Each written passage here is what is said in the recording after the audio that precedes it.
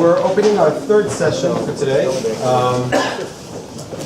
The one that will focus on folk tales and the evil hours passed away, folk legends and conversion in Ashkenaz in the 13th century. The text presenter is our friend Professor Eli Yassif of Tel Aviv University. He's a professor of Hebrew literature and Jewish folklore in Tel Aviv University. He's the Tzvi Chair for the study of Jewish folk culture at the School of Jewish Studies at Tel Aviv University. And his last publications are Life as Legend, Reality and Fantasy in 16th Century Safed, that appeared with Haifa University Press, won the Bahat Prize for the best scholarly book, and is currently being translated and will probably be published with Wayne, right? With Wayne State University Press. That's correct. It's very good press. I can give my own testimony for that. And the text that he will be discussing appeared in this volume that he published only a year ago. It's called 99 Tales, Narrative and Folklore in 13th Century Ashkenaz. It's a publication and an annotated version of the well-known Nehemiah Brühl manuscript of Jewish folk tales from Germany, handwritten in the 16th century, but reflecting more ancient themes, probably dating back to the 13th century. He will be presenting the text. The two respondents are, the first one will be Dr. Dudu Rotman, Dudu Rotman. He's the second, sorry. The first one will be Peter Lehnardt. Peter is a colleague of ours here at UGU. He's a senior lecturer of Hebrew medieval literature at the Department of Hebrew Literature at Ben-Gurion University of the Negev. His work focuses on the research of Hebrew medieval literature, liturgical and secular alike, transmitted and created in cultural contexts of Byzantium, Eretz Israel, the land of Israel, and Christian Europe. This year, finally, and this has been long awaited, his book, an augmented edition of his dissertation, Author, Piyut, and Community Studies in the Emergence of the Tradition of Hebrew Liturgical Poetry in Italy, will appear with Magnus Press in Jerusalem. He's also part of the large project of presenting the poetic responses to the persecutions of the First Crusade in 1096 in Ashkenaz as part of the Monumenta Germania Historia. And there is a long list of publications which I'm not going to read out to you. The second respondent will be Dr. David Rotman, Dudu Rotman, who teaches Jewish and comparative folklore at Tel Aviv University, at the Hebrew University in Jerusalem, and was lately appointed as the chair of the new Folklore Studies Division at Achva College. He's also a postdoctoral fellow at the Open University. His main research interests is with medieval, early modern, and modern Hebrew folk narratives. He published several articles about these subjects. I personally read his dissertation, a fascinating dissertation. His book, an expanded version of his doctoral thesis about the marvelous in medieval Ashkenazi Hebrew narrative, is about to be published in a few months by Ben-Gurion University Press. So these are our presenters, and I hand it over to Professor Eli Yassif. In a way, our session should be considered kind of a comic relief.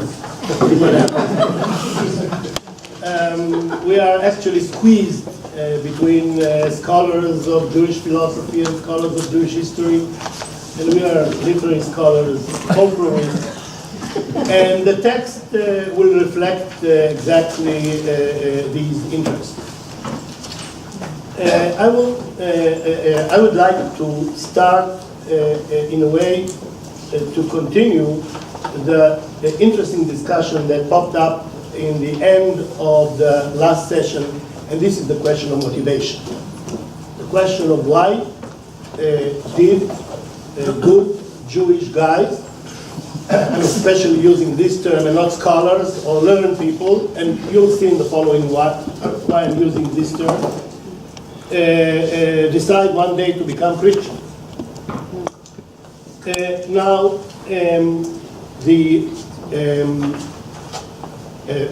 when we're talking about the larger sections of Jewish community, there could be no doubt that the question of conversion with all due respect, did not stand in the center of their concern. The fact that there is one or two people out of their community or another community somewhere far away from them that decided to convert, it was done actually that their own existence didn't depend on that. They were much more concerned about their personal and family security, about their livelihood. But, of course, we all understand that the question of conversion was actually a symbolic act, or I would say some kind of indication that Christianity is superior to Judaism. The fact that such good guys are converting. So the concern was there. And the question that I would like to raise through the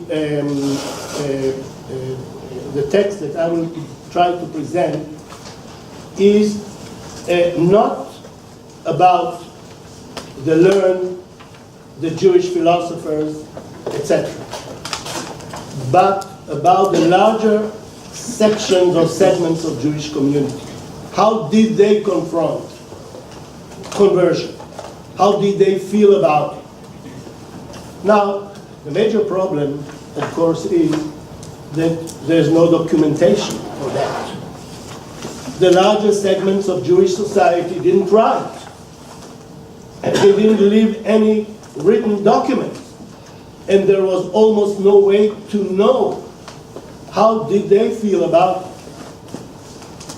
The only way that, I would say, only means that we know about are the oral texts, the stories, the narratives that spread all over the Jewish communities by oral means, by telling from mouth to ear. Now, by the way, I'm putting in parentheses, what about women? We didn't hear about it at all. Okay? We might raise this question later on.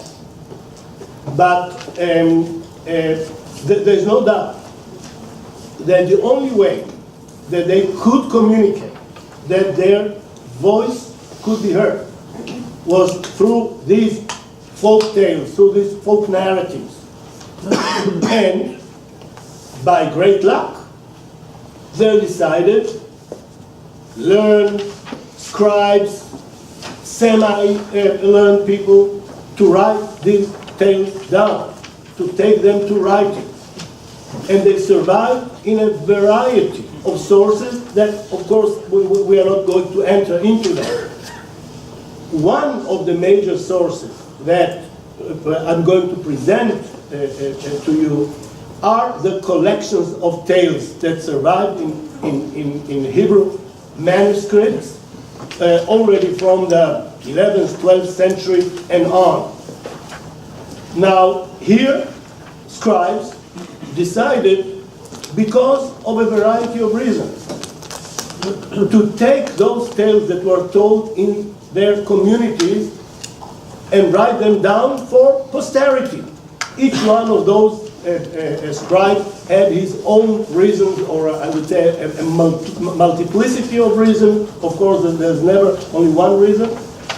But these are the almost only indications that we have about the ideas, feelings, concerns, fears or hopes of the larger segments of society.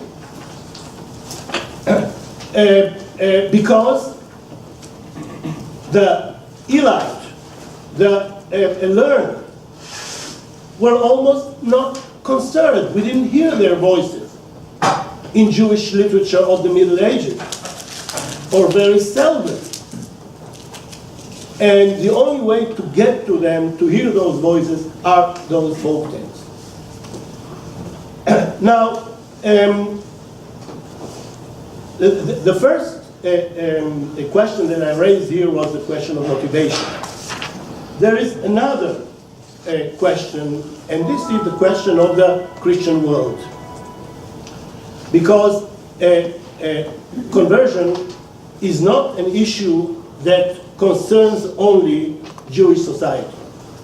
This is not an inner question only. It is always connected to the Christian society around those Jewish communities. And so each tale, each narrative that discusses conversion in whatever way has to touch upon the question of how Christian society is confronting the Jewish way of dealing with conversion. And here there is a question that all of us has to raise. And this is the question of how can we bring into the discussion of conversion new materials, new sources, while it is self-understood that the literature of pulmos, of dealing, or history, or of morality, or of the responsa, and so on, are obvious sources. But the question is, are we able to bring into our discussion some new sources? And I think that these folkloristic or folkloric sources, the folk tales, the dreams, the personal memories, and so on, are important sources that we have to use in order to understand or to get the full and rich picture of conversion. Now, I brought here into this session four what might be called conversion legends from a manuscript that Effie mentioned it, that was appears in a early 16th century manuscript that is located now in Jerusalem in the National Library. Nobody actually knows when it arrived there and how it arrived. There's no documentation for that, but it is for sure, yeah, that's an early 16th century, and it is from Ashkenaz because of many reasons. It has, the manuscript has a variety of texts in it, but the major text, the core of the manuscript, is a collection of 99 tales that my teacher Joseph Dan suggested that is kind of a 1001 nights in reverse, okay, 100 minus 1. So possible, I don't know, we don't really know why he shows the Tzadi Tet, the 99 stories as a number. It might be that that's what he had, that's what he knew. There might be other reasons, yeah, we don't know exactly. But in the center of these 99 tales, again, the core of them are 24 legends about Rabbi Yehuda Chassid, the 13th century great scholar of Sefer Hasidim and so on. And this is the major source we have about his life and the stories, the legends around him, etc. Stories that were later on rewritten and retold in Yiddish in the famous Maaseh book. Okay, but the major source is that collection of tales. Now, this is the early 16th century. However, every detail in those 99 tales, or in most of them, are pointing at the fact that the stories were not created and told in the first place in the 16th century because of a variety of reasons. Not only the fact that it tells about Rabbi Yehuda Chassid, but the realia of Ashkenaz of the late 13th century, the names of the rabbis, the personal memories, etc., etc. Actually, major chapters in this book are dedicated to the attempt to prove that we are talking here about a collection of tales that was initially created in the late 13th century. And it actually reflects the Jewish interests, thoughts, etc. of late 13th century. And we of course won't enter into that because this is not the center of what I'm trying to say here.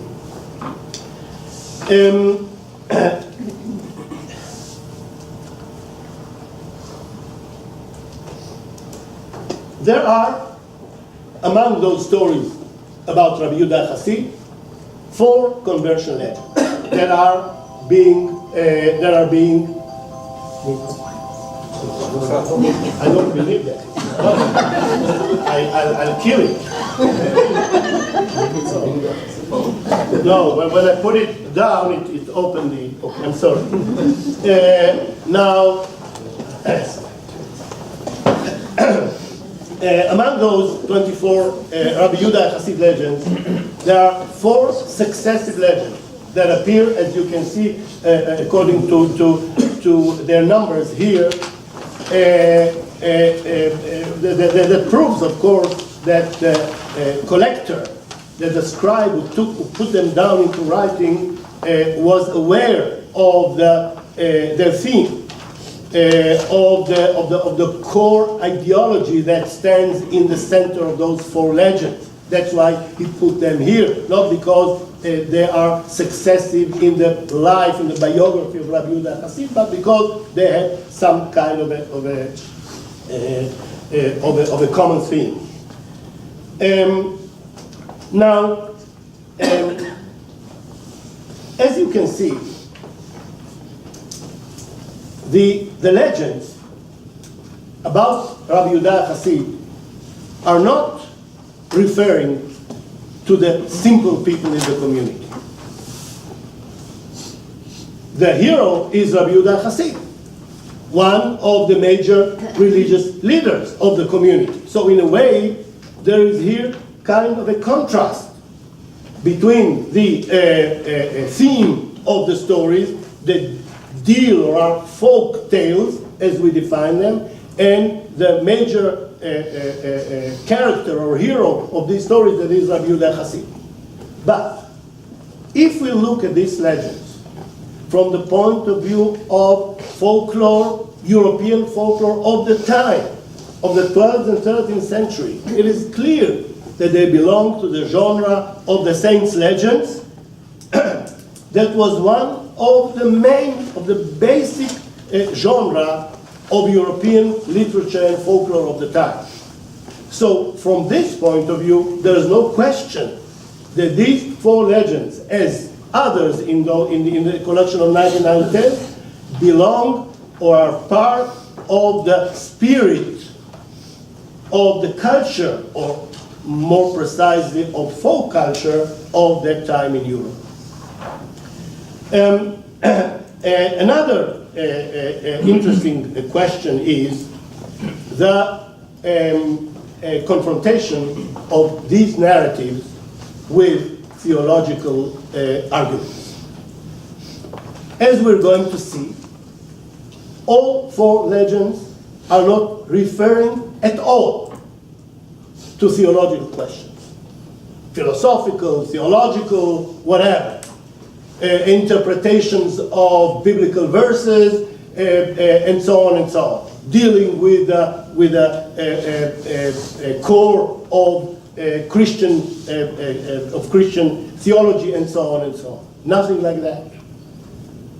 Yeah, all of them deal with totally something else. That in a moment we're going to read and we'll see what it is.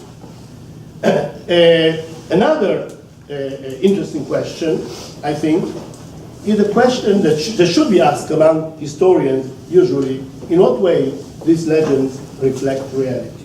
In what way they are factual? Now, this is a horrible question for folklorists.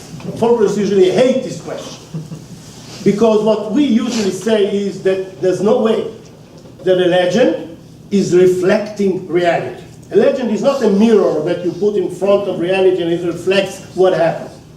We cannot learn from a legend what really happened. A legend is something else. A legend is reflecting the feelings of the community that told this, their attitude to the historical events. But you cannot, as a historian, count on the legend that they will tell you the truth of what happened. Yeah, this question of folklore and history is a basic question that bugged folklorists since the beginning of the study of folklore. I would say that since the brother Jacob and Wilhelm Grimm, who published not the Märchen, but the legend, the Sage, about 20 years later, and their introduction is referring exactly to this question: in what way the historical legends of Germany are really reflecting the events of German history. And since then, almost 200 years, we are debating with these questions. So this is a question that, of course, will have to refer in a way, in what way these legends have anything to do with reality. If we'll try to classify the four legends, then there are actually two classes. There are three legends that deal with the attempt of the Jewish community represented by Rabbi Yehuda Chassid to prevent, to block Jewish youth from converting into Christianity. There is one legend, the last one, the fourth one, that deals with a flowering road, or whatever we'll call it, with a convert who tried to return, and that belongs to another theme of conversion legends, and of course we'll deal with it on another level. So now let's go to the text. Now, we have here, of course, the Hebrew text, and beside them we have the translation, and I'm apologizing for the translation. I mean, I prefer all of you to look at the Hebrew, but that's what it is. So, legend, in English, legend number 29, the first one in this inner collection of four conversion legends. It happened once with one who brought his son to Rabbi Judah the Pious to teach him. And Rabbi Judah the Pious told him, "Take your son with you to your home, and I don't want to teach him this time and this year. However, if you'll bring him to me after this year, I will teach him and give you a good advice." That man was alarmed because Rabbi Judah the Pious words, and he asked him, "Why would you not teach him this year?" Rabbi Judah answered to him, I know well why." Okay? And he asked him twice and thrice the same question. Rabbi Judah answered to him, "My son, I will tell you why I shall not teach him this year. One day during this year, your son will want to take a wicked path." Okay, tarbut ra'ah. I didn't know exactly how to translate it, but okay. In Hebrew it's tarbut ra'ah. And convert. If you could guard him that day, he will not do that wicked deed again. He will regret and do atonement and will repent right after that day. The man was in deep distress. He took Rabbi Yehuda the Pious words and asked him what he should do. Rabbi Yehuda the Pious told him, build a dome, a kippah, okay, of stones underground in a deserted place where no one can hear. If he will shout, or in an underground basement in your own house, if you have one, and strengthen its doors and locks, and hire for him a teacher who will teach your son in that dome or basement.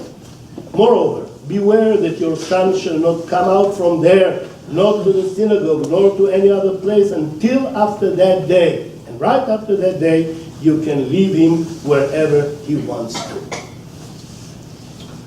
Okay, the man built a dome out of stones underground in his house and hired for him a teacher there.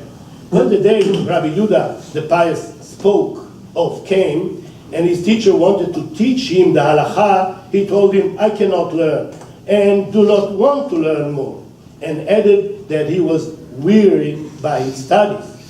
His rabbi said to him, why is this day different from any other day? What happened? He answered to him, I have learned too much. Moreover, he started kicking his rabbi. And they argued much longer until he said to his rabbi that he wants to take the evil path. Immediately, the rabbi locked the door of the dome, and the student cried out and hurled things at the Almighty and denied the core of Judaism and accepted the name of idolatry and pronounced it for naught. His rabbi told all of it to his father and mother. His father and mother and brothers-in-law opened the door and entered to his place and tried to convince him with words, but did not succeed. And he shouted loudly and demanded the priest to come and befoul him. And letanef. And he said that if he could go outside, he would have committed all Jews to death because they dismissed and denied the belief in Jesus. And when they saw that all their arguments failed, they bound up his hands and feet with ropes and caged him thus in that dome all that day and night. And they went out and closed the door and did not come back until the day after. When they entered the day after, he started to cry, regretted his transgression, and asked his father and uncles to bring him to Rabbi Yehuda the pious to provide him with penance. They took him to Rabbi Yehuda, and he provided him with penance. From that day on, he did not sleep on pillows nor on quills, and he reprimanded himself and studied with Rabbi Yehuda the pious, and he became afterwards head of a yeshiva in his own town. Okay. Now, first of all, we are dealing here with living people, not with ideas, but we are confronting here real people. Their tensions, their family problems, their feelings, their chagrins, their fears. This is important. If I said before in my introduction that I would like to bring into the discussion of conversion a new means, a new type of text, I think that this is the type of text that deals, again, not with the learned in society, but with the larger segments of society, with people. Now, the second thing is, as I mentioned before, and you can see it here, there's no theological argument here at all. I mean, the narrators, and I'm using I'm using the term narrators in the plural because there's no question that there's no someone sat here and invented a story. That the story was told again and again orally in Jewish society. We have different versions of this story later on, as I mentioned in the Maaseh book and so on. Now, the narrators avoided totally theological questions.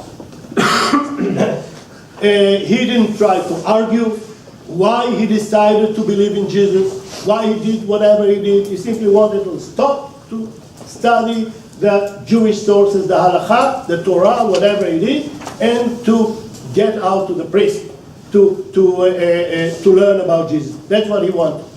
So this is an important characteristics of the way that the larger segments of Jewish society looked at the issue of conversion. Less interested in the philosophical and theological questions, but interested much more in the lives of those people, how they reacted What happened to them? Now, of course, we cannot avoid here the question of motivation. Okay, this is where we start, or we ended in the last session.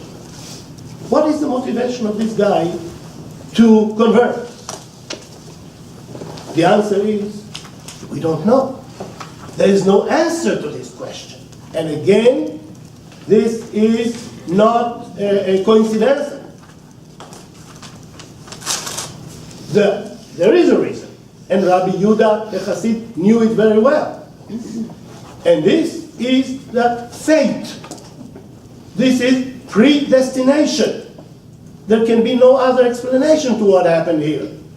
Rabbi Yehuda knew the moment he saw him, whatever he saw in his eyes, in his whatever, okay, as a mystical rabbi, he saw that this is the predestination. Now, of course, we're going to see the issue of predestination, the third legend, then about the Brit Milah, about the circumcision.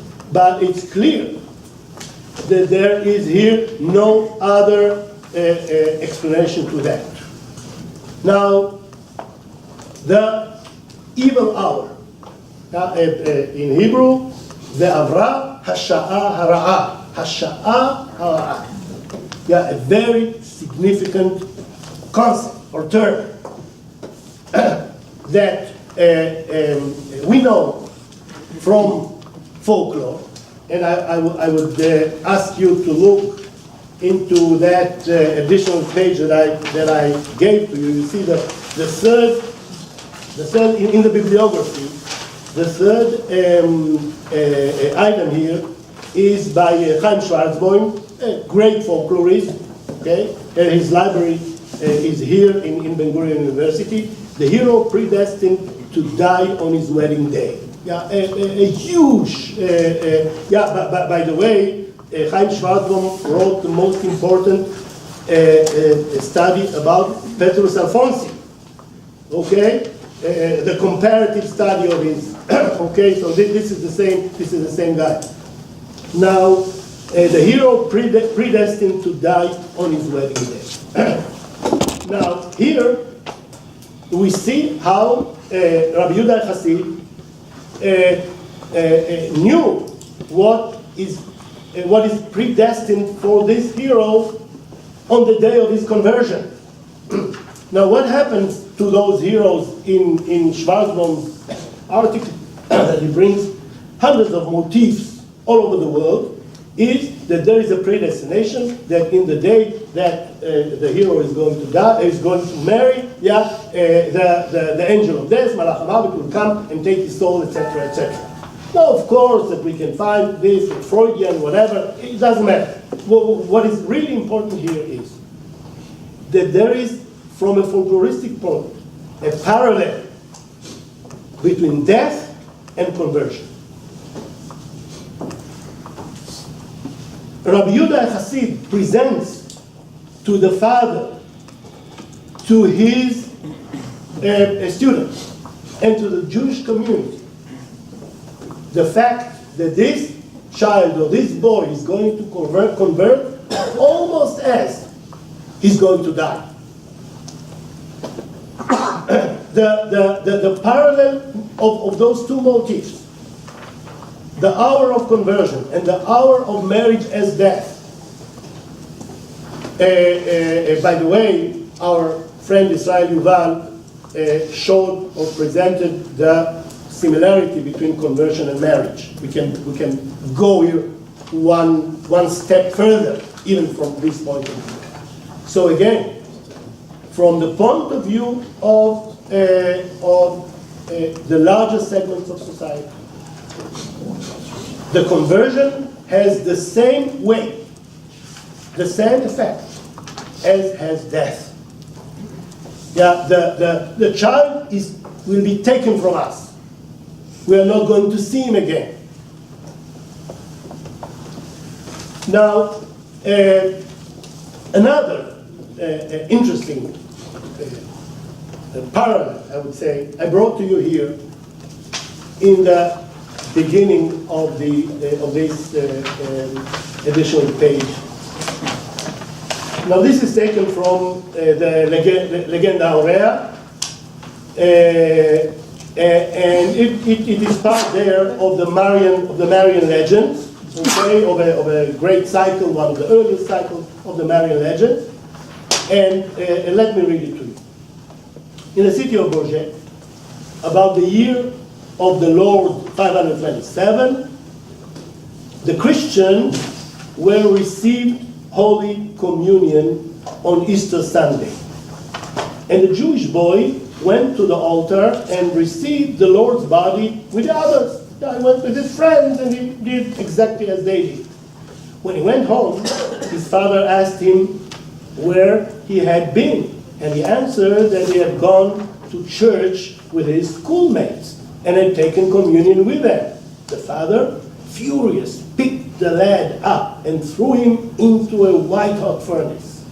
At once, however, the Mother of God, looking like a painting that the boy had seen on the altar, came to his side and kept him unharmed by the fire. The boy's mother's outcries brought together a number of Christians and Jews, and seeing the lad unscathed in the furnace, they pulled him out and asked him how he had been able to escape the flames. That venerable lady who stood about the altar, he answered, "Help me," and held the fire away from me. The Christians present, understanding that he referred to the image of the Blessed Virgin, saved the boy's father and cast him into the furnace, where he was immediately burned up and reduced to ashes. Okay. Now, our friend Miri Rubin. Oh, I want to read the legend. Okay, that's okay. You see that this is the third item in this bibliography, her gentle tales, is actually dedicated to this story, where he shows dozens of versions of these stories, including those where the father takes his son into a hole in the ground and gathers stones on it, etc. Very similar to what happens here. Now, in other words, what I try to say is that we can see here, in a way, two versions of almost the same legend. In a way, creating a kind of a dialogue by means of folklore, of folk tales. And while there, the center, or I would say the leading figure, is married. Yeah, here is Rabbi Judah as the two guards, people who guard the community. And in a way, you remember I asked the question of how did Christian society react to the Jewish attitude towards conversion. Now, what we saw here, or what we see here, is that the Jewish or the Hebrew legend, in a way, is very aware of these tales in the Christian world, where the Christians, through this legend, are accusing the Jewish community of total cruelty towards their own people who wanted or tried to convert. And only the official or holy powers of Christianity can save them from that. But in the center of the legend is the cruel behavior of the father. That's why he is the last mentioned here. That he was punished correctly, as he should be. Now, the Jewish legend is not denying the cruelty. This is very important. The behavior of the child's family and the instructions of Rabbi Yehuda Chassid in this case are very clear. To use power, to use aggression, because this is the only way to prevent the Jewish young man from conversion. However, the Jewish legend is not condemning it. On the contrary, it considers it as a legitimate act. Why? Because there is an evil hour. There is nothing like conviction that he really believes in the nonsense of Christianity. Now, if we are looking, or we're trying to put ourselves into the mentality of the people in those times, in the 13th, 12th century, we must understand that whenever they are speaking about the evil hour, they also are speaking about a character that stands behind that. And this is the devil, the demon, the Satan, whatever. There's no question that behind something like that there should be some kind of a demonic power. So again, you can see here the huge difference between the way that the intellectuals, the learned, are dealing with this, and how the people, the larger communities of Judaism in that time are dealing with the same thing. Now, in the second, as I won't read it, but that's okay, and the second legend, as you saw, again, uses the same means. Yeah, Rabbi Yehuda Chassid sees someone going hastily to somewhere, and he understands that he's going to the church or to the priest, whatever, and he sent his disciple to stop him by force, to hit him, etc., until the evil hour has passed away. The same thing. So the Jewish legends are not denying the claims of Christian society that the Jews are using aggression, force, against their children who are trying to convert. They are not denying it. Yeah, the legends are a very clear proof for that. But they have the explanation that some kind of evil power, of demonic force, is actually standing behind that. Now, and again, I'm regretting that we will not be able to read at least the last one about the convert, but okay, maybe during the reactions or the questions we'll be able to do it. So, thank you.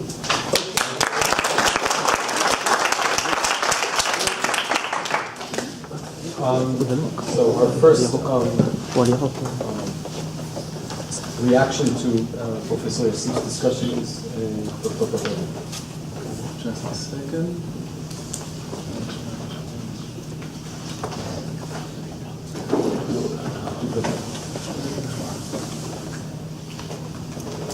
Okay, first of all, thanks to Professor Yassif. I like the 99, 100 stories minus one.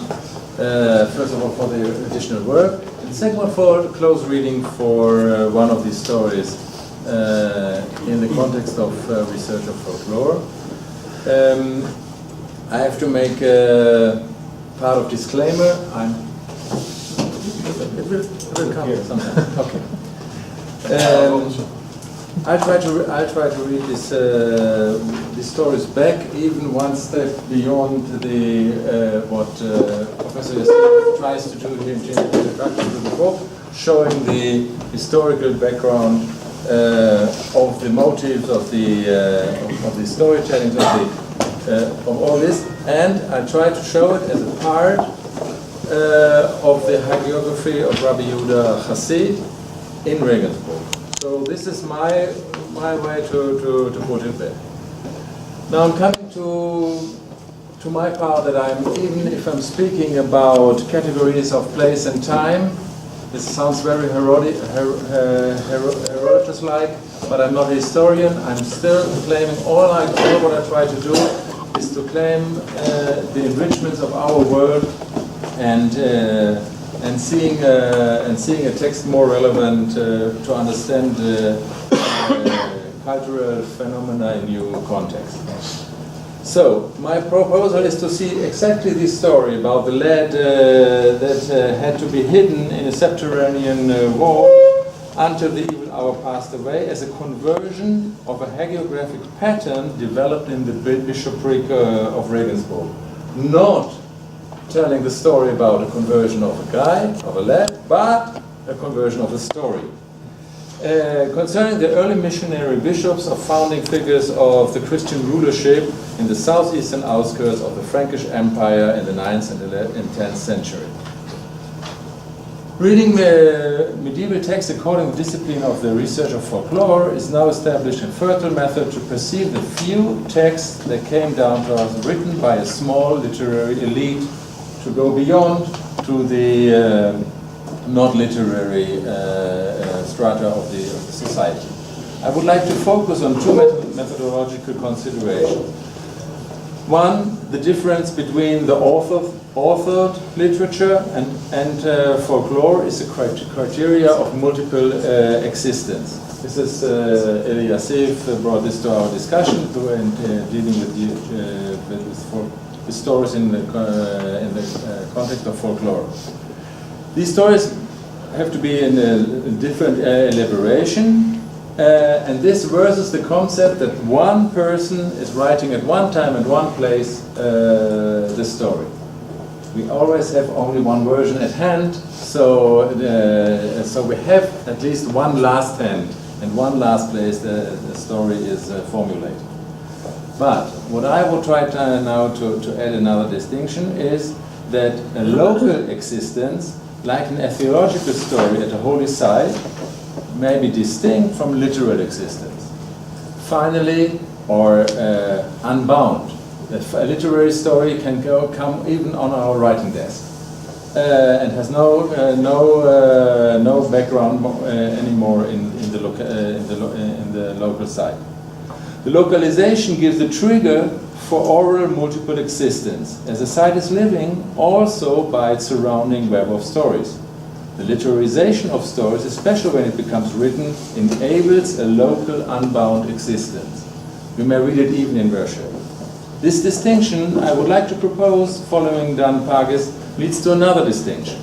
The distinction between context and co-text. Context of even an oral text in historical sociological categories. Co-text as part of a book, as part of a series of texts in an anthology like we have here, but also in an oral text, but also for an oral text in his textual surrounding at a special site. So in Regensburg there might be co-text around special sites to these stories about Rabbi Yehuda Chassid. And now I would like to using the awareness of these two distinctions, to do a short journey from our writing desk, from context to co-text to context again. This is our co-text, the manuscript, the 16th manuscript, and here stories are mixing up, and Rabbi Yehuda Chassid is the star of this collection. But this is another kind of context. Castra Regina, Ratisbona, Regensburg. How do you like it? It's very interesting, the different names of one place. But it's one of the most important German towns in the early Middle Ages up to the 11th century. It grew out of a Roman castle, the brownish area, and in the 10th century, already in the 10th century, it more than doubled its size, the greenish area. It has an important commercial, as an important commercial center, it had also a Jewish community, and therefore Regensburg has a twofold common local history. Twofold but common. Yes? A Christian town, it became established in the 8th century by St. Emmeran of Regensburg, a missionary bishop in the pagan southeast of the Germanic world, and became the seat of the bishopric of Raetia and Bohemia in 739. The importance of the cultural aura is felt once again to the end of the 10th century as a center of spreading the culinary forms, especially under the Bishop St. Wolfgang of Regensburg. Besides its importance of mercantile center that will develop into its status as Reichsstadt, it may characterized by its local traditions and holy sites representing an ethos of missionary bishops. And this is one case I want to take missionary bishops as local ethos. But this is also the place of Rabbi Yehuda Chassid, who is the undeclared star of the story collection, and we met in the presentation of Professor Yassif. We have little but no idea of the Jewish community in Regensburg in late antiquity, but around the year 1000, it is an established one with first over-regional intellectual leaders as Menachem Ben-Gurion. The community as a whole forced on the 23rd of May 1096, the First Crusade, into conversion. And until the evil year passed, they could return to Judaism. And even if we may assume that by growing during the 12th and 13th century to an important center in Ashkenazi learning, the community attracted many Jews from elsewhere. The trauma of forced conversion may have played for some generations a special role in local identity. This is the 2 points I would like to send to identify some common structures of the different 2 communities in one town. Let me now try to build the historical context of a possible oral context of the story of the lad hidden in the wall. And hidden in the wall has for me some other concept than he had when speaking about Regensburg. Let's begin at the end of the 10th century with the already mentioned St. Wolfgang, a missionary reformer and bishop. He demonstrated his ethics concerning property and power as founder of the bishopric of Prague, while abstaining from half of his benefits as bishop of Regensburg. He simply enabled the Prague bishopric to come on the area of influence of Regensburg. He is a saint buried in the crypta of St. Emmeran Abbey, and this brings us to another local hero, St. Emmeran, missionary bishop of Regensburg from the Regensburg prehistory, but with an interesting passion story. Emmeran assumes, as part of his imitatio Dei, the responsibility for a sin committed by Uta, daughter of the Duke of Regensburg. She was pregnant when she confessed to the bishop.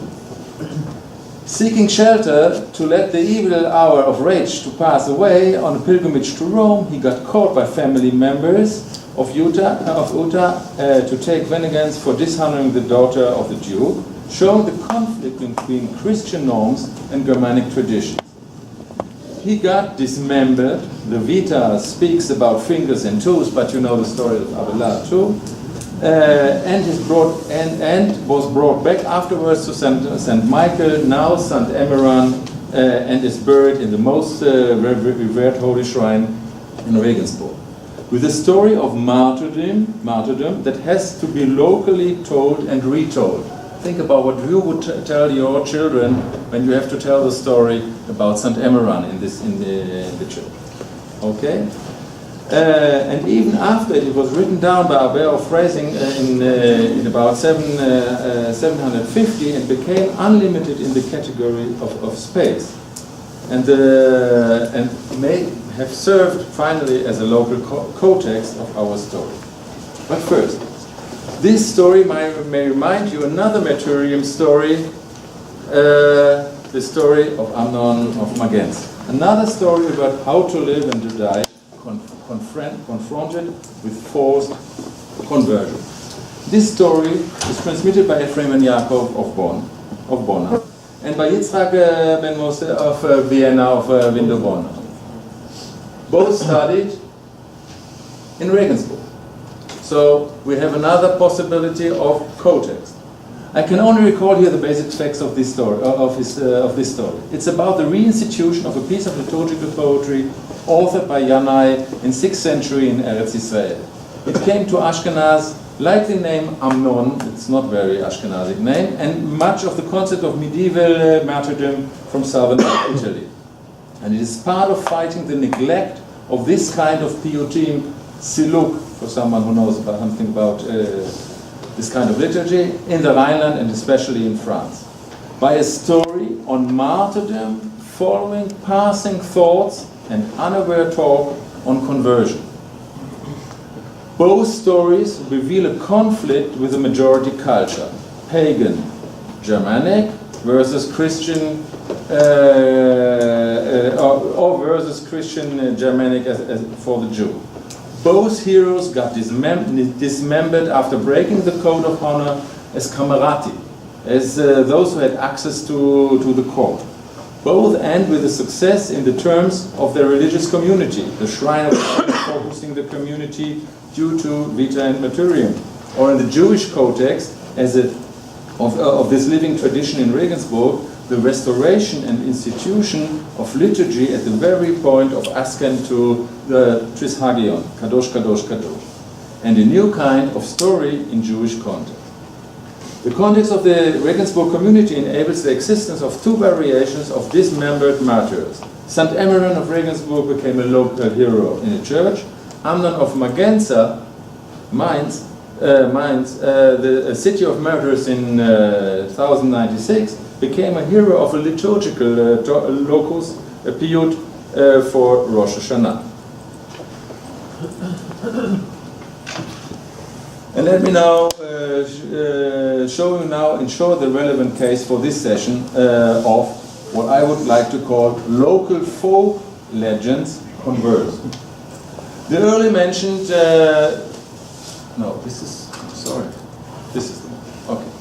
The earlier mentioned St. Wolfgang of Regensburg gave in 1001 to 1004 shelter to Olderich. You can live without him for some years, but he was the eldest son of Boleslaus, the Duke of Bohemia.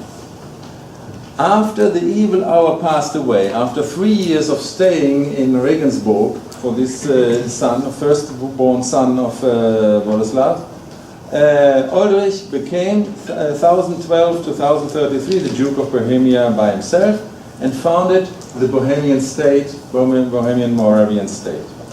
And now in comparison to the hagiographic story of Rabbi Yehuda Chassid, we see, mutatis mutandis, a similar basic pattern.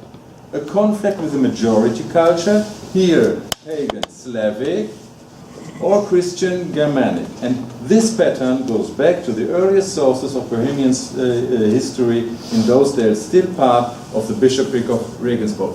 I'm taking you back and back and back, but going along a thread of stories. The founding father of the Christian kingdom of Bohemia is St. Václav Wenzel, now buried in Prague. Had to be hidden after the death of his father and the beginning of a Christian education, far from the court by his pagan mother or grandmother. And his grandmother, responsible for this Christian education, have a look on this open book of Psalms on the bed near the child. But here we have the earliest example of a story attested in Crescente Fide Christiana, one recension written in St. Emmeran in Regensburg. So the story, the life, the vita of Wenzel was written in Regensburg in Regensburg itself, when one of the main motives is to bring to a Christian king of Bohemia is to shelter him from assassination with religious education, leading to exemplary saintly leadership. St. Václav was recognized as saint outside Prague for the first time in Regensburg. Okay, we have again and again a local network of stories. Now we have the full pattern of an example of local folk legends conversed. Going back to a narrative pattern developed concerning the vita of St. Václav, seeking educative and the same kind of saving shelter for Oldrich, from the murder threat by the pagan members of the family, and therefore conversion is a theme also in the early Germanic Christian tradition. The latter becomes, like Václav, after the evil hour passed away, the leader of the community in the new Christian patterns, according the ethos of missionary bishops. So also Václav and also Aldrich became the promoter of Christian according to this pattern. And now the story told on Rabbi Yehuda Chassid is now on the background, what I would call the trauma of forced conversion. And now anonymous lad must be hidden in an educative shelter from the threat of conversions on the elite of Jewish community, just to become a Jewish leader. And now, and this is quite a little bit in diversions to what you said, in the new pattern of Jewish leadership, not a man of the secular elite of merchants, but the head of a yeshiva in his town. Even if there is a change in the aim of the person. His father was very wealthy, that he could build beyond his house a kippah and so on, a dome and so on. And his story, an example for local legend converts. So this is not a story, in my opinion, about the aspect I want to show was not a story of conversion, but with a motive of conversion. But foremost a conversion of a story, showing the new ethos, the Jewish ethos, beside the Christian ethos in the Christian stories.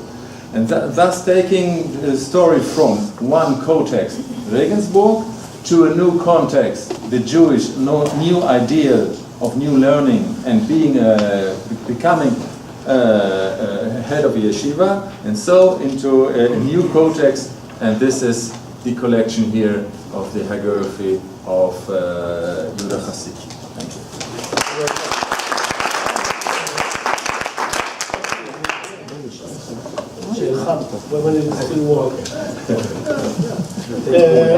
Let's discuss. I mean, there's still enough time for Dudu, right? Yeah, we do. Okay. Now, the first thing is that in the example from the Legenda Aurea, I tried to show that it is a conversion of the story. Because if this was such a widespread, as Mir Rubin proved, a folktale in Christianity since the 10th century. Of course, many years before that, it was written down in the Legenda. Then the Jews knew about it, there's no question, in some oral way. They didn't read the Legenda, they heard the story. And that's how it was converted. Yeah, that's what I tried to show. The second thing is that I'll tell you a kind of a secret, and this is that when I was invited here, I actually planned to talk about the most widespread conversion legend in Jewish culture. And this is the Amnon of Mayans, Amnon Ibagenza legend, that it is still living today. I mean, as a folklorist, I mean, even in the texts that are told today. I mean, of course, in religious schools in Israel, and now with our new Minister of Education, it will also be in secular schools. So we are not worried that this story will die. I mean, it will continue to live. But of course, because so much has been written about it lately by Ivan Marcus and Israel Yuval and so on, I mean, yeah, I decided not to do it. But it is important to understand that when you're saying this is a story about forced conversion, we have to be a little bit more cautious about it. Because what happens is that the king, the Caesar, whatever, asked him to convert, because I'll raise you to a very important position, etc., etc. Rabbi Amnon says, what does it say? Give me 3 days to think about it. He was not forced. I mean, there was no force. He could say, I don't want, and maybe the king would not be angry at him. But the fact that he gave the time, that he gave the king some kind of a hope that this great Jew is going to do, then he was punished. So I mean, we have to be a little bit cautious about if this is really a story about a legend about forced conversion. The theme there is a little bit different. And the last thing that I wanted to say is that you know, the problem of legends of the Middle Ages is that they were told by the folk, by the people, but they were written down by the learned people, because the simple people didn't know how to write.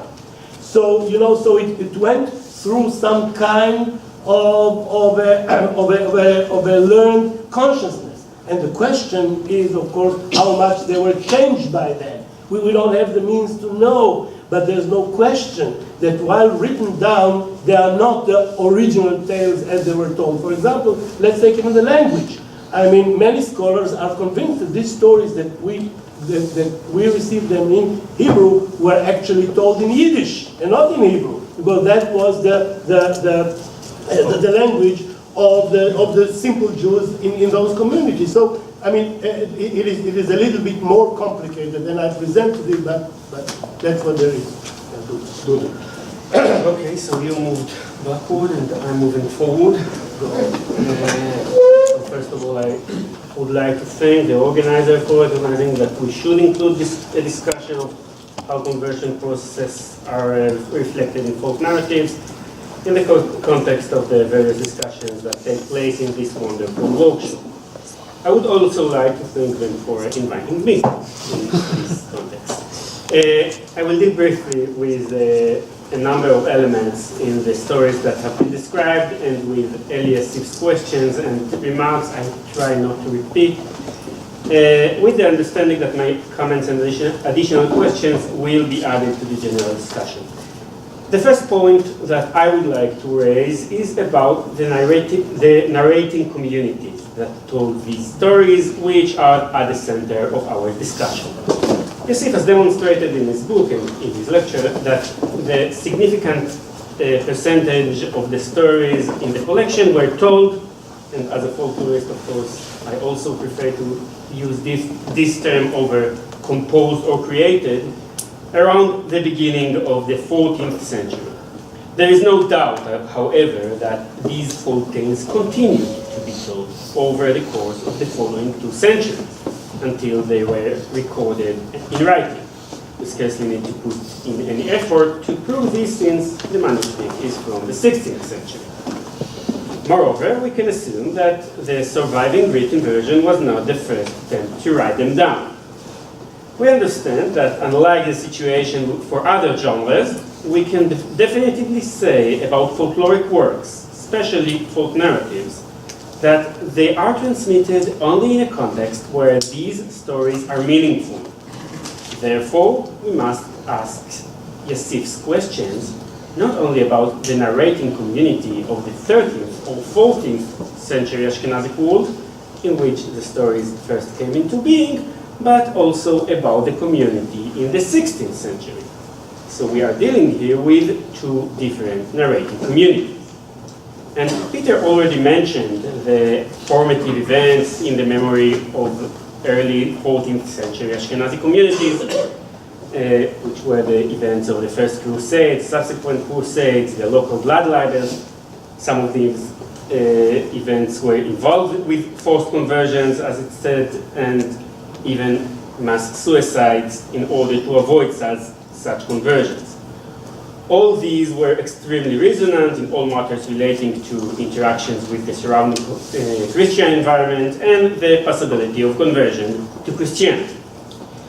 The Hebrew narratives that have survived from this period deal a great deal with the possibility of this kind of conversion in various literary forms, as we see in Sefer Hasidim and earlier in the chronicles of the persecutions in Ashkelon. On the other hand, in the first half of the 16th century, when people told these stories over again, other traumatic events were occupying the collective consciousness of the Ashkenazim.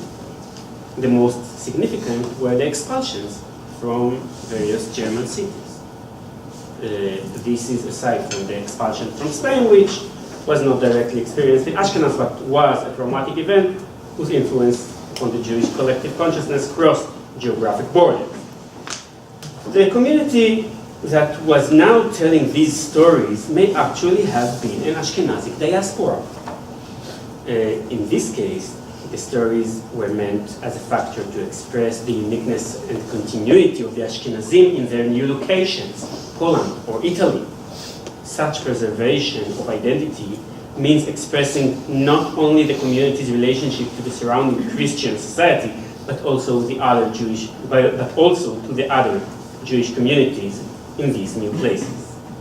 For example, we can assume that all four of these stories take place in Regensburg, even though only one of them explicitly names the city, for the figure of the Hasiid locates the stories not only in time but also in place.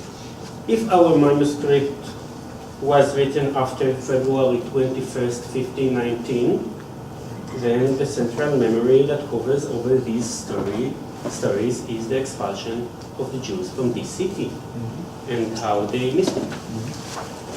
In story number 33, we hear a description of a costume of the whole community to stand when a baby boy is brought to the synagogue on the day of his circumcision. This is a known Ashkenazi costume, mentioned already in Machzor Vitri, and has been discussed by Elisheva Baumgarten in her book.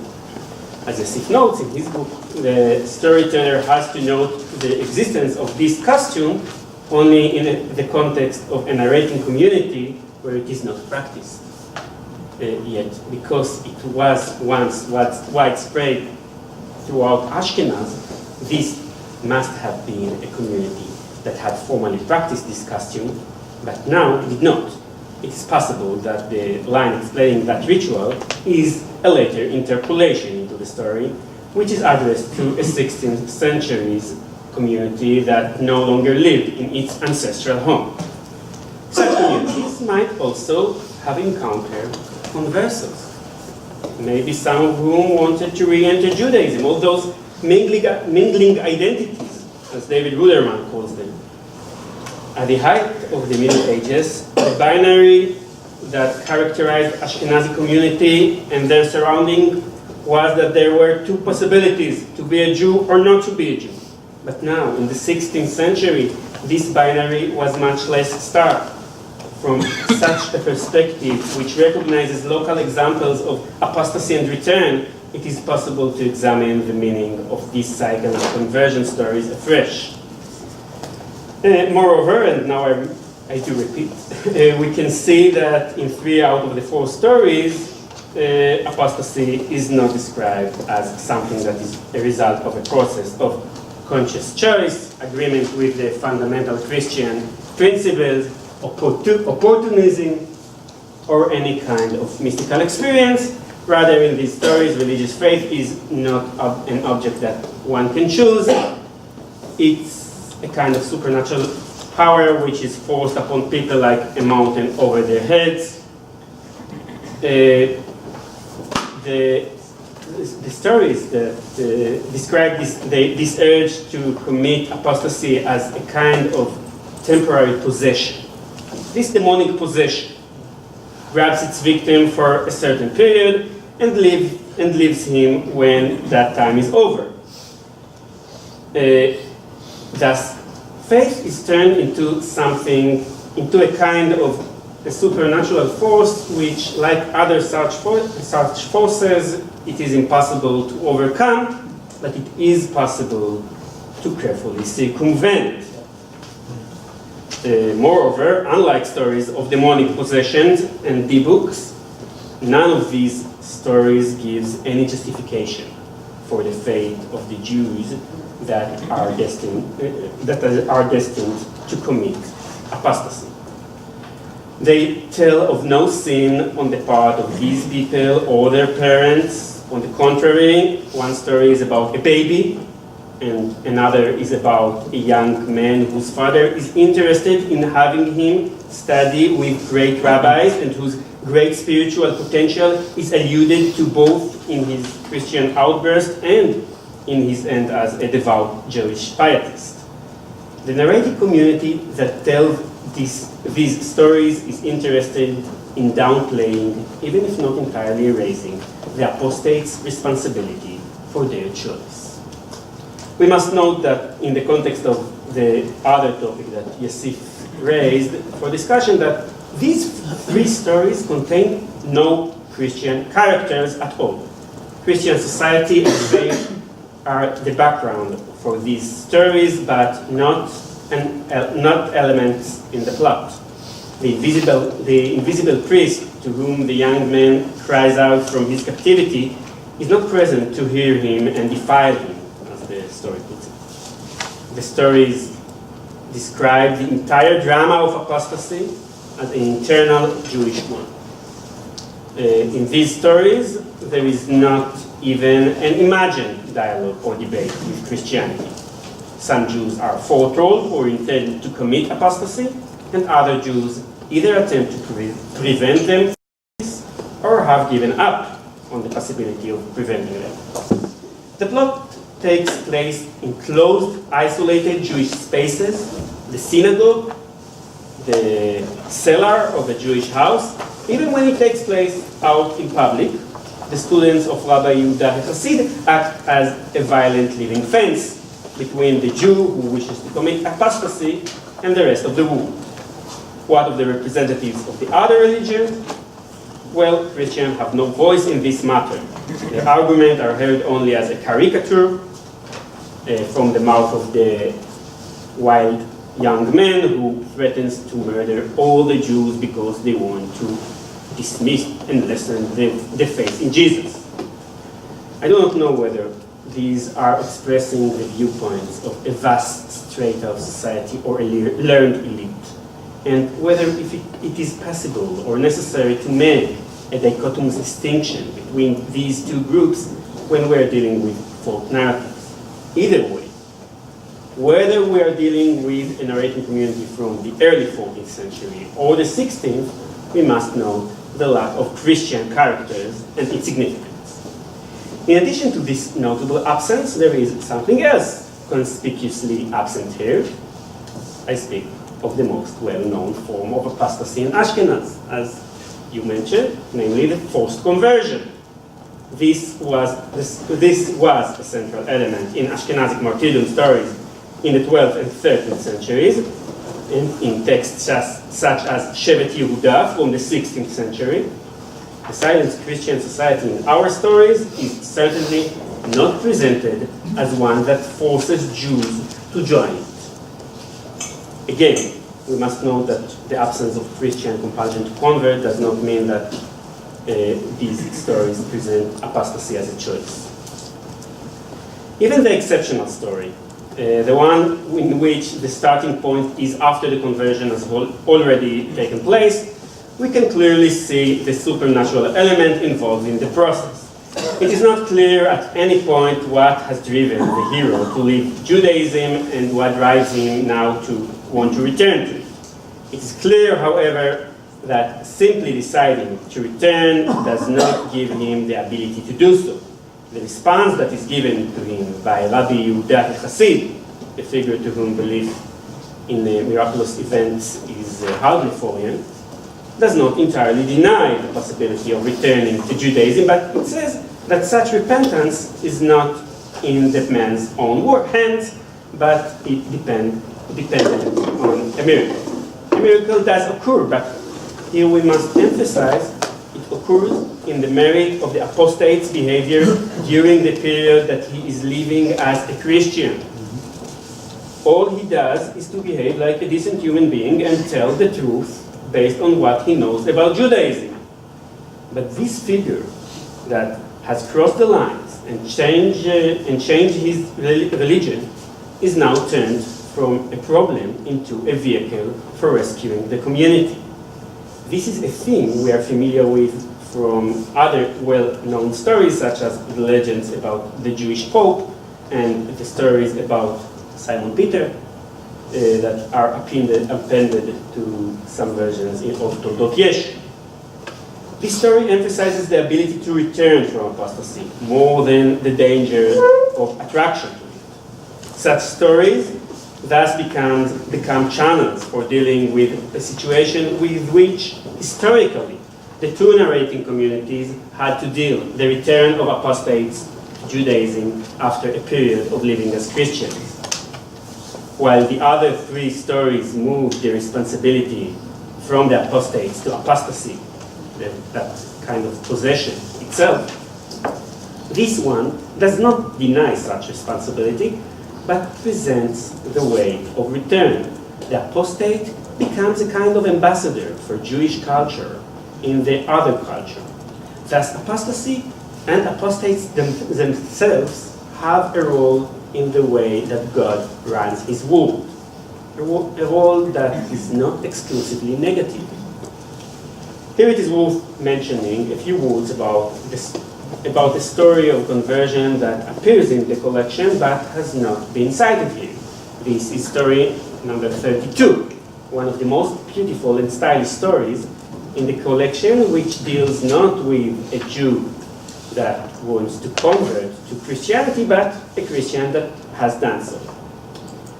For those of you that are unfamiliar with the collection, I will give a brief summary. The story is about Jewish parallel to the Orpheus myth, and involves a musician who works as a court jester. This jester's beloved princess has been unwittingly married to a fearsome demon who has sent her to hell. The jester refuses to leave her, and at the gates of hell, he meets a colleague, another musician. The colleague explains to him that he has merited staying out at the gates and not in the center of the inferno as a reward for the fact that in his lifetime he used to play for Jews at their celebrations. This colleague also shows the jester the way to return from hell and gives him a sign. He asks his friend to touch him with his little finger, which is burned and partially severed from this encounter. The jester immediately returns to the city of Yehudai Hasid. The rabbi tells his disciples to convert the man to Judaism, for otherwise he will be unable to get rid of the hellfire that has clung to him. And indeed, as soon as the man becomes a Jew, the fire extinguishes itself. This story is exceptional among the other stories, and not only because it describes a conversion in the opposite direction. It is different also in that it is devoted entirely to the reasons that lead the hero to convert, namely the hell judgment that awaits those who are not Jews. Yassif deals length with this story in his book, and there is no reason to go over all his points, but I would like to point out something additional. In Yassif's reading of the story, he mentions the hero's qualities. Already before he becomes Jewish, he is a spiritual figure and has an artisan's soul, which may be a characteristic of how the Jews imagine themselves. Yet I would like to note a different or additional possible interpretation, because there are two musicians in the story, both of them non-Jews. One of them dies as a non-Jew. The other, at the time when he has not yet become a Jew, has his musical abilities damaged, for he is a string player whose finger has been partially severed. That is to say, in the context of becoming a Jew, he has to let go of the quality that has hitherto been the distinguishing characteristic of his anonymous figure, his musical talent. This quality is so significant that it has rescued his colleague from the fire of hell. Perhaps the storytellers wanted to express something about the spiritual aesthetic price that one must pay if one converts to Judaism, or perhaps something about the complex relationship between Jews and the world of musical arts. Maybe it will be possible to discuss these possibilities anon.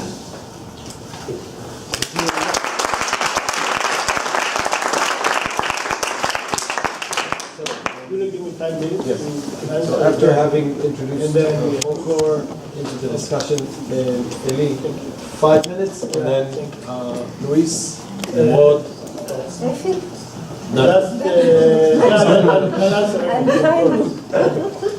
Just, just imagine that I would have brought this long story here. I mean, we didn't have time to discuss even the things that I brought here. So this is a really important story, and thank you for bringing it to this forum.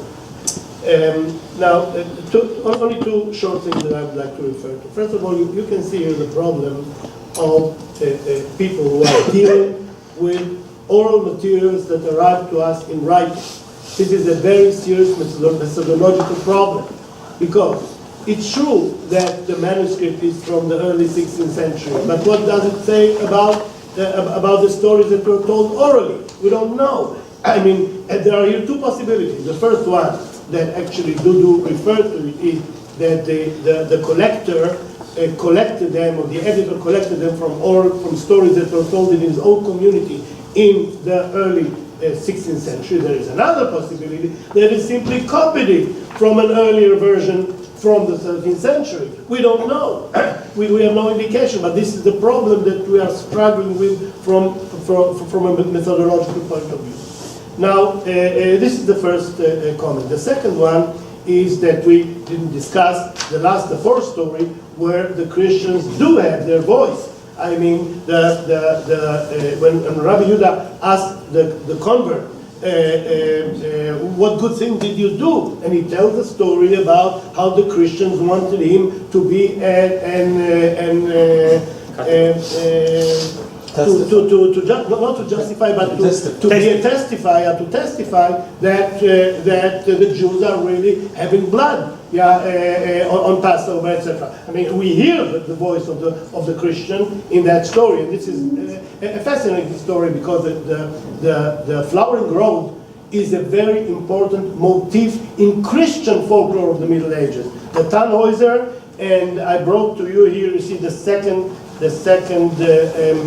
item here in that by our friend Rena Kushelevsky, Aaron's Road. Of course, it starts with the story of Aaron's Road in the Bible, but then it becomes whatever it becomes in medieval folklore. But what I would like to say about this story is only one thing that actually strengthens Dudu's argument. And this is the question of what really did that story try to tell us. And I think that it is very clear that even the worst sinner or converter can find his way back to Judaism. That's actually what happens here. Okay, Rabbi Yehuda said, no, only when this road will, trying to push him away.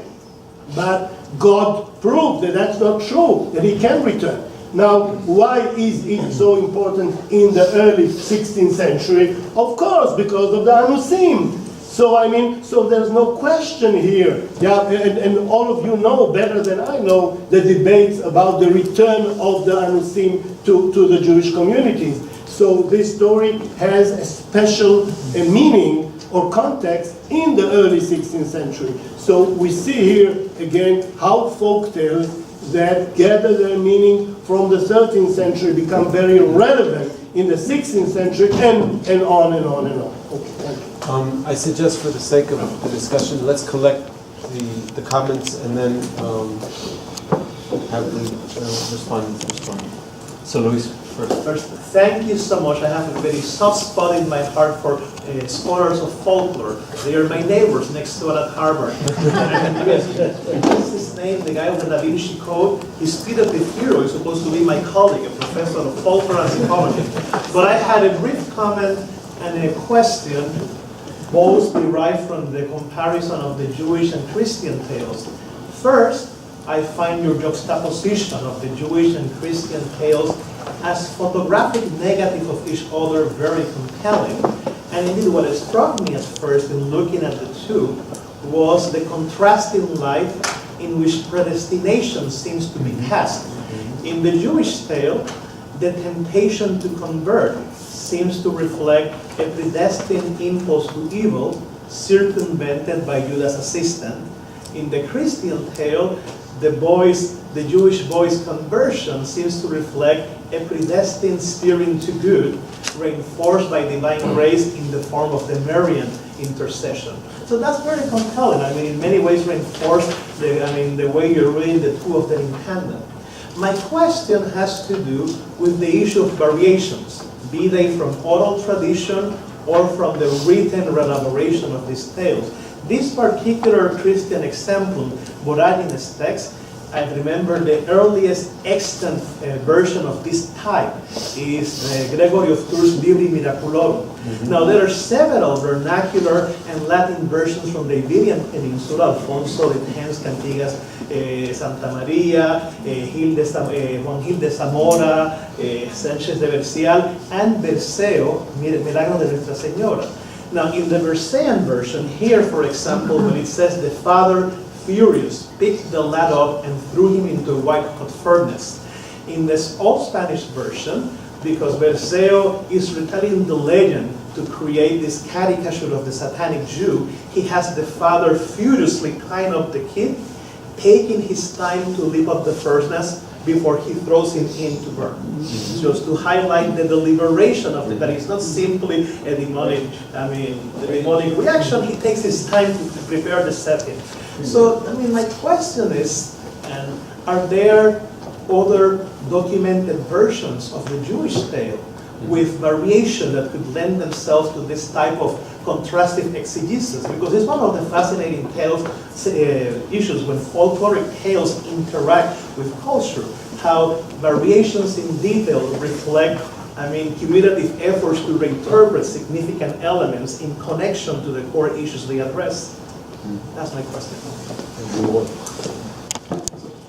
Thank you for fascinating lecture and comments. There are 2 points of clarification in the question that I'd like to understand. So you started out by saying that you think that the big contribution of folklore is that it touches on the emotions and these types of motives. And I agree with that, and I find them also very compelling. But then when you came to interpreting the motivations themselves of the young boy in the story, you basically presented it as predestination. I'll speak about predestination in a second, because that's the second question. But first of all, there is another very important factor here, and it wasn't mentioned, and it's actually emotional. The story is about a rebellious young man who says, I don't want to study anymore. A very famous theme, including in my family, my grandfather was in the Cheder, he ran away and converted to socialism and so on. So we know this young men don't always want to sit in school. And so this is something that I find missing here. Now, you turn to predestination. The issue of predestination here is actually, I think, much more complicated, because what you get is a situation where, on the one hand, there's predestination, but on the other hand, I think you just pointed it out, the rabbi is able to subvert the predestination. In other words, it's supposed to happen, but it doesn't happen because, in fact, this is a miracle story. And so somehow the miracle overrides the predestination. And so here I want to actually turn to the issue of miracle story and ask about that. We are familiar with miracle stories in the Islamic tradition also, and I'm wondering how people who dedicate their careers to these types of stories, what kind of methodology do you develop? And in particular, the question that concerns me is the question of representation. How do you work with the story and the facts of the reality? What type of methodologies do you develop in order to work with this kind of situation, which I'm sure is problematic for all of us? Nadia, Uri, and Puri, and Guy. Well, mine is a historian's heresy, and so that's why I comment on the story of a convert who testified against a blood libel. Okay? If it is really from the 13th century, not from the 16th, it might reflect the trial of the Fulda blood libel, when Emperor Frederick II asked some converts to testify that Jews don't use blood and so on and so on. So it might reflect some historical reality.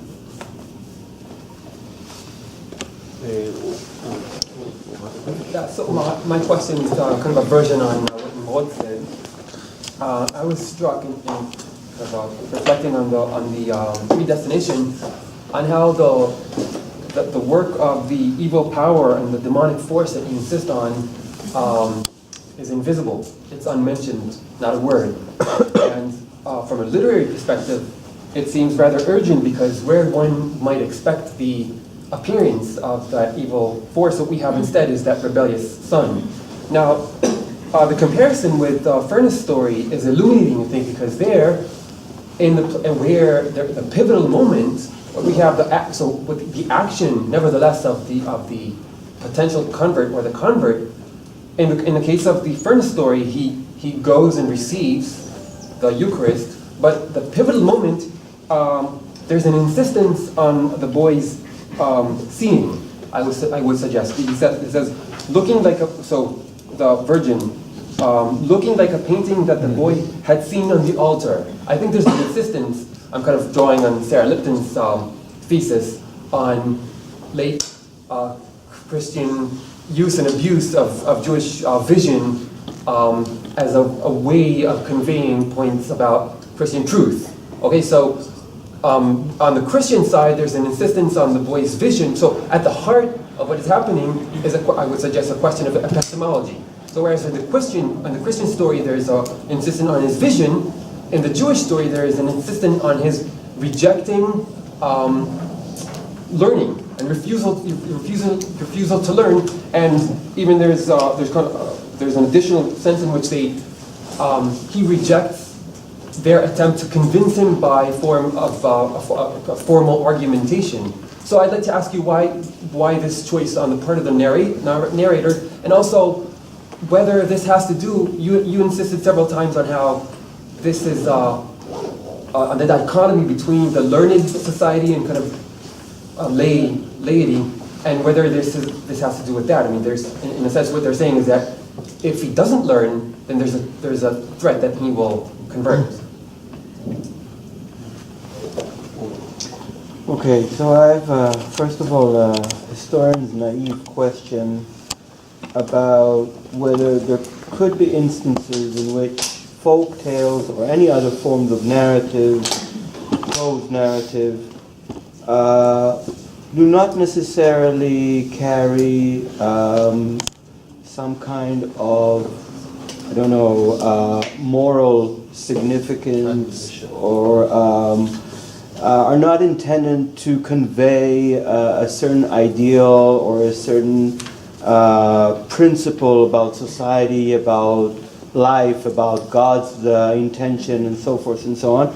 And if there are such cases, I mean, for historians, that is a huge challenge to tackle, because many of us, not all of us, I for one, are incompetent to reform, unpack the literary components of the piece, where there is structure and there is contents and so forth and so on. And so the naivety of the question is centered on really how does one detect stories that are just there because they're amusing. That's one question. And the second question is, could it be that, predominantly based on what you said, Dudu, that these stories, or some of them at least, are not about conversion actually. They're about other issues. We only read one of the stories, and that is about the child or the youth that is taken to one place in order to protect him from that evil hour and so forth. But and I see in that story so many other issues coming up. I see issues of hierarchy, of master-disciple, of authority, of moments of crisis and how to deal with them. And the fact is that this conversion story is so detached from the historical realia that we are familiar with, could be that the conversion is only used as kind of a bait for other issues at all. And since we're here in a workshop about conversion, and conversion is mentioned in these texts, it was taken there. But in fact, these stories are not about conversion, really. Could it be? Guys? I think then we have a round of answers and then more time. Okay. Okay. Guy. So, next round. And I was going to strengthen the first question. I won't be misunderstood. I just want to state in advance that I'm an historian who has a keen appreciation of folklore. I work a lot with folklore in other contexts, in other periods, other countries. Not so much Jewish folklore, per se. But I would like to say something that the question for me is less whether this represents a reality, a historical reality. With this, I'm with the folklorists on that point. However, I very much appreciate Dudu's comments on the notion that what we need to look here is at the narrating communities. This context is missing, because in Yassif's presentation in the beginning, we fall into two basic traps. It touches on two basic traps of folklore analysis, and these are very generic. We talk about the timelessness. We move back from 13th century to 16th century, the story is retold, but that makes it ahistoric because it's continually being retold. And the other is also this generic reference to the people. So we have a learned group, and then we have the people, a big mass of people who are also a collective. Of course, there's many different people, and it's not one group, it's not homogenic ever.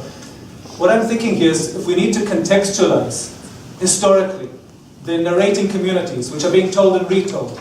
So we had one attempt here to locate it in Regensburg earlier, in the early period. Not altogether convinced, because the only hook you have here is, it mentions that the rabbis from Regensburg. We don't know if it was told there. But all right, but I can see the approach there. The others in the 16th century, here we have a hook. That's when it is written down. But here's where variation is crucial, and another aspect. We have other versions, you tell us, where this story is being retold in other places. This allows us to create some kind of historiography in historians' terms. So other cases where the story appears, and variation is crucial, because here we can see the changes that are made to make it current in specific historical contexts. And that I find fascinating. And there it's interesting, we can ask these questions of, is conversion a key element or not, and all these other questions that appear. Okay.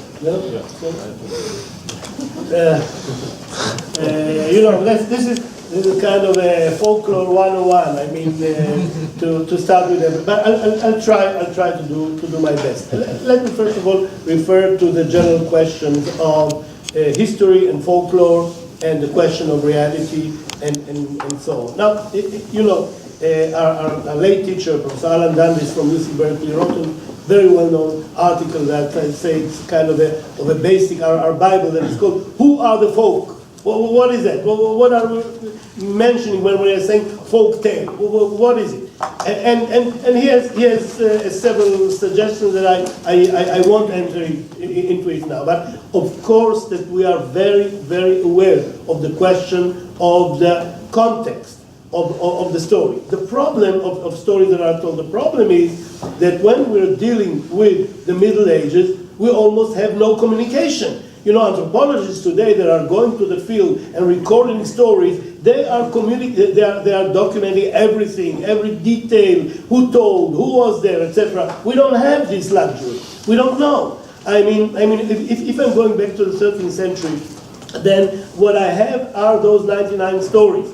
I mean, I don't know anything else. I can conjecture from the stories, but again, this is the basic problem. And so it is also with the 16th century. I mean, what happens? I have the manuscript, but what does it mean that I have the manuscript?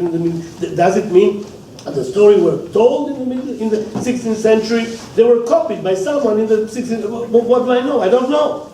I don't have any details. So this is a lacuna, not in the methodology, but in the text, in the data. Yeah, that's a problem that we are struggling with it, I would say, in every one of our studies in folklore. Now, legend, or history and legend, or folklore and legend. Now, look, this contrast, or whatever we might call it, goes from, as I said, from the beginning of folklore studies. And, there are all kinds of suggestions. From the nucleus, I mean, every legend has something from historical in it that is developed, there are imagination around it, but the basic of the question is where is that center, where is that core? You don't know where to find it. To the suggestion that all historical legends are actually fantasy. We historians should not take them seriously because they are imagination, and so on and so forth. I mean, basically today we don't accept neither this nor that. What we say is that the historical legends are actually saying something about the reality in which they were told. They have a meaning. They do not reflect what happened, but they say something about what happened. They take sides. This is what is important to understand. This legend that I showed you and we read today, we don't know if they tell facts, but we are sure that they reflect an attitude. They try to tell us something. It doesn't matter now if about conversion or about something else. I'll refer to it in a moment. But there's no question that if they don't reflect reality, and we don't know if they reflect it, there's no question. They try to tell us something. And I want to tell you something about the entertainment. This is the basic things that folklorists will never accept. I mean, stories are told for entertainment.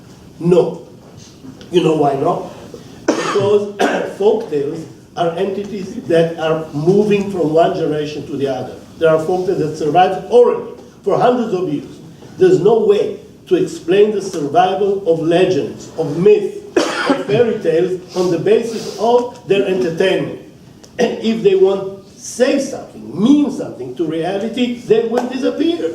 Because there are so many more things that are more entertaining than that. Why are we continuing to tell a story for hundreds of years? Only because it says something. Now, of course, that something is not the same in the 13th century and in the 16th century or the 19th century. Their meaning changes. Yeah, their meaning is transparent. But what is important is to understand that stories are not told only for entertainment. There is, some kind of an element in every storytelling event. But the basis of each one of these stories is the meaning, what they want to tell us. What else? Louis, you referred to the comparison between the Christian and the Jewish. Of course, you are right. But what I wanted to emphasize is the fact that while the conversion or the attempt to convert of the Jewish child is described as an outside force that does not come from him. That's what I meant by predestination. The attempt to convert of the Jewish child in the Christian story comes from him. He saw the virgin. Yeah, he ate because he wanted that bread, and so on. I mean, the difference is that the Christian legend tries to tell us that the child converted because he was convinced, because he wanted, because he believed. And the Jewish story, exactly the negative, tries to tell us that that was not his decision. There was some kind of a power. Again, it doesn't matter if it's demonic or not. We won't enter into that now. But that was not his choice. Now, why am I convinced about it? Because all three stories bring us to the same conclusion. In the second one, you don't have there anything that he did. He just wanted by a force that he couldn't strengthen it, to run to the priest and convert. In the third story, it is even much more clear, because the child that was just born is going to be circumcised. That wasn't his decision. And there is nothing to do. And there is nothing to do about it. Right, exactly. Even the rabbi cannot do nothing about it. So if we're looking at all three stories from this perspective, from this point of view, there's no question that we're talking here about two very different attitudes. The Jewish, again, general community. and I'm referring to this, as Alan Daniel said, who are the folk, okay? I'm looking at the conversion as an act that the hero, that the converter himself has no control over it. And we can't, we cannot like it or whatever, but this is exactly what these legends are telling us. And the last thing that I wanted, the last questions. No, Are there other variations of the story? Yeah, okay, thank you. Yeah, there are. Now, I referred only to one, it is to the Meisebuch, to the Yiddish version. Now, what happens there, and here I'm referring to a question that I raised, and I didn't challenge it enough, and this is the question of the wife, the women. Now, you see that in the Jewish version of this story, there are no women. I mean, the mother is mentioned, but while in the Christian version, the mother tries to shout, starts to cry, help me, whatever. Yeah, in other versions. Now in the Yiddish version, also the mother enters. Yeah, the Meisterbuch is a very gender-tended collection of tales. So the fact that in this story, we for the first time see something of a woman, of the role of women in the conversion stories is very interesting because we almost don't see anywhere else. I'd just like to answer something against for the local heroes. Regensburg was in 1096 the community that all over converted. They had not this kind of heroes like the Rhine towns, like Schum, like Worms and Magenza. So what could they tell about their parents? And if they take this attitude that is forced by time, and after the evil year passed away, I use this as the evil year passed away in Regensburg. And you put it now in a story that you can surpass this time if you take this local ethos on conversion. Yes, you don't have to kill the children. You don't have to throw it in the furnace. You can put him away in a dome beyond, in the cellar or or something in the school or something like this. But again, this is one idea. I just want to show that the stories are far richer than only bringing them one point. We have in the first story, we have this, the Hebrew term, likach kapara. This is not Hebrew. Likach kapara. This is zuone nehmen in Middle High German. Yes? This is coming to the judge, to the head of, to Rabbi Yehuda Chassid, coming for him before the judge and taking the zuone, the Sühne, in modern German, yes, and taking it on and so on. You see in the story more than one. It may be making coping conversion, the subject of conversion. It may be coping the holy stories of the others on the other side of the road. Regensburg, the old city, is very small. You can't. The holy sites are there. And the other point is that you can see even here, reading these story for promoting the new ideal of a new leadership. The son of a merchant, or the rich man of Amnon of Magenza, and so on. They are promoting the new ideas of synagogue, of yeshiva, and so on. So you have more than one subject. But my idea was to show dialogue in local ethos. So when Regensburg is in the middle of the Christian world, they still have the missionary bishop saints, and keeping them alive with stories and with folklore. The same thing I would like to say, that maybe one solution of the Regensburg community with their local history brought up this kind of pattern to cope with. This is not intentional. They were not convinced at 1096 and so on to convert. No, they converted for an hour and they came back. And they are our fathers, or forefathers and foremothers. But the foremothers have problem there. Okay, last, Just one comment about, we didn't speak about editing. Someone put these stories together, and it was very important for him to put the three very similar stories next to the brief story, which is completely different, because the conversion does take place, and the conversion is you can do nothing with the conversion, and it's predestined before birth, and no one had any sin, and of course the first story, which is something to make an equalization, to compare. Sarah, Maurice? I don't want to anticipate too much what I'm going to talk about tomorrow, but just to bounce off of or interact with what Yuri was talking about, not just the question of vision being raised by this, I mean the fact that, you know, the boy in the story of Bourges saw the image and was motivated by the painting. I'm struck by the fact that in the Jewish tale, the boy who was, you know, being drawn to convert for no given reason, he wasn't just locked up, he was put underground, where he couldn't see anything.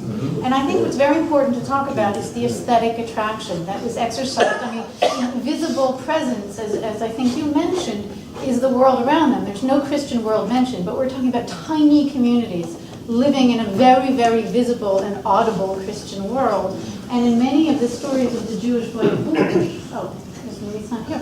Many of the stories of the Jewish boy of Bourges, in fact, what draws the boy to church to take communion is the sound of the beautiful music. And of course, there's so much in Jewish literature about the danger of the beauty of the Christian music, and you have to cover your ears and don't listen to the bells.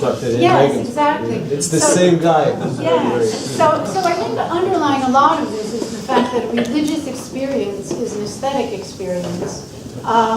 And that the unstated truth is the incredible draw of the beauty of the Christian world, which Jews don't deny.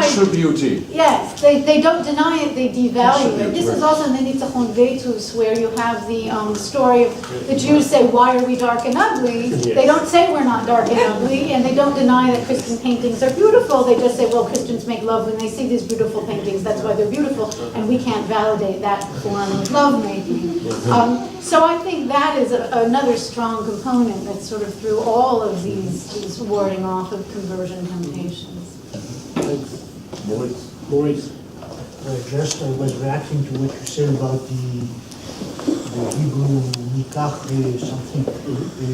In Sefer Hasidim, the difficult Hebrew is said to be often a translation of German. For me, it's clear.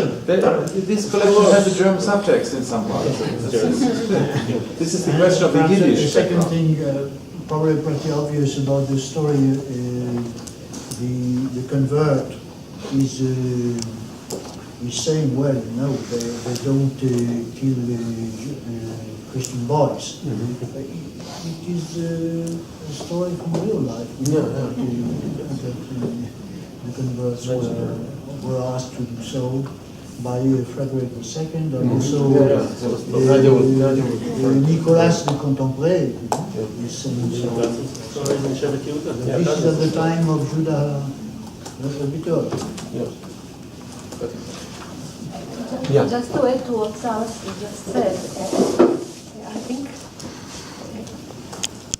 another point is the demonic power of vision and sound, and that one has to overcome. And so it's very beautiful, it's very tempting. It's demonic as well, and the demonic side, demonic point, theme is in the Jewish and the Christian stories. And just to mention that when someone is about to be baptized, not an infant, a convert, first of all, he has to be exorcised. Exorcism is part of conversion, and from very old times, because one who is not converted yet is held by demons. Take the demon out of it. Yeah. Take the demon out of it. Right. And that's exactly what Rabbi Yehuda tried to do, to take the demon out of it, okay? Yeah, he was behaving madly. I mean, it's clear that something is pushing him, yeah, from rational behavior. So, yeah, you're totally correct. Yes, just a small comment. I'd like to point out something which seemed to be a very important motif in probably three of the stories, which is Reshut Rabim, that in the Hebrew verse, which is important, and it might imply kind of a literal or even vague theological structure, not just what comes to me, like the phrases in Ktubot, כל אדם חוץ לארץ, דומה כמי שאינו אלוהיו, דומה כמי שעובד עבודה זרה. The Reshut Rabim is being perceived as a kind of a demonic space in which is connected by all means to Avodah Zarah. And in that terms, people are possessed there. It's the natural state of being in Reshut Rabim for such communities, I understand. And this is also connected to what you said about small communities, which are being implanted in those large spaces. So I think there is it's very striking, this concept. I think there is a kind of structure, it implies a kind of structure. Thank you. You know, Sarah, it reminds me that in Hebrew, what Rabbi Yehuda told him to do is to build a kippah. Yes. Outside town. Now a kippah is actually a church. Right. Now this is a reverse church, to build an anti-church underground. So you see, so that's also interesting to see. I think the kippah here refers to a holding cell and a place for incarceration, and I'll tell you why I think incarceration. Yes, incarceration, because when people are refusing a get, they are supposed to be put in a kippah, and that's a Talmudic illusion, where people are supposed to be fed on a very strict diet that would diminish their size and will be put in a place that is a holding cell. So I think the kippah there is not an inverted church, but rather it's literally incarceration in order to avoid the evil hour. This is what Cosmos of Prague says about Olderich, that he has to be incarcerated to save him. Okay, I think we can conclude now.